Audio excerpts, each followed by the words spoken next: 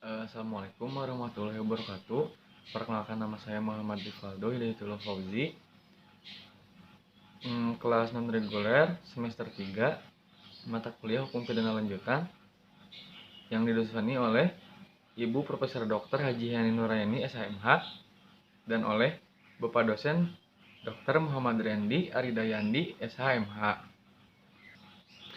Di sini saya akan mereview pertemuan ke-12 Hukum Pidana Lanjutan tentang perbedaan pengulangan tindak pidana atau residip yang kedua.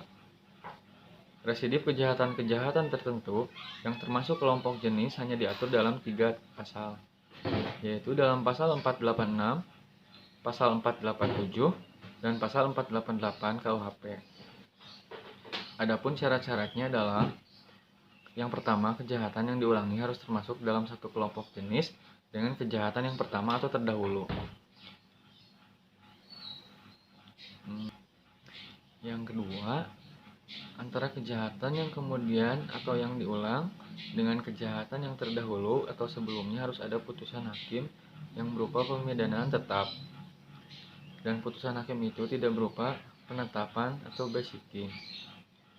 Yang ketiga, pidana yang dijatuhkan oleh hakim terdahulu haruslah berupa pidana penjara. Yang keempat, ketika melakukan pengulangan tindak pidana, tenggang waktunya belum lewat 5 tahun, yaitu dihitung sejak menjalani untuk seluruhnya sebagian dari pidana penjara yang dijatuhkan terdahulu, dan sejak pidana penjara tersebut sama sekali telah dihapuskan.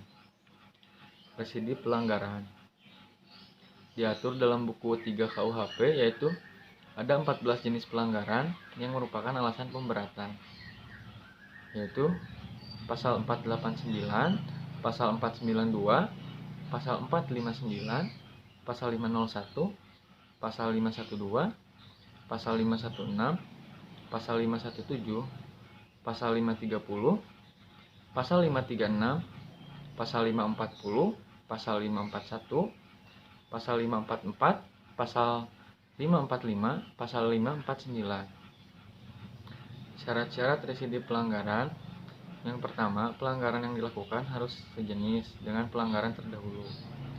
Yang kedua, harus ada putusan hakim yang berupa pemidanaan yang telah mempunyai hukum yang tetap. Yang ketiga, tenggang waktu pengulangannya belum lewat 1 atau 2 tahun sejak adanya putusan pemidanaan yang telah mempunyai kekuatan hukum yang tetap. Residip kejahatan terdapat dalam beberapa tindak pidana khusus seperti narkoba dan lain-lain. Untuk pengulangannya yaitu umumnya mendapat pemberatan apabila sanksi pidananya berupa pidana penjara, maka pemberatannya ditambah sepertiga. Untuk sanksi pidananya yang berupa denda, maka pemberatannya dikali 2. Residip pelanggaran di luar KUHP terdapat dalam Undang-Undang Nomor 14 Tahun 92 dengan ketentuan pemberatannya, yaitu tenggang waktu pengulangan beragam, yaitu ada yang 1 tahun dan ada juga yang 2 tahun. Untuk pemberatannya ada yang ditambah separuh, sepertiga, dan ada yang dilipat gandakan menjadi 2.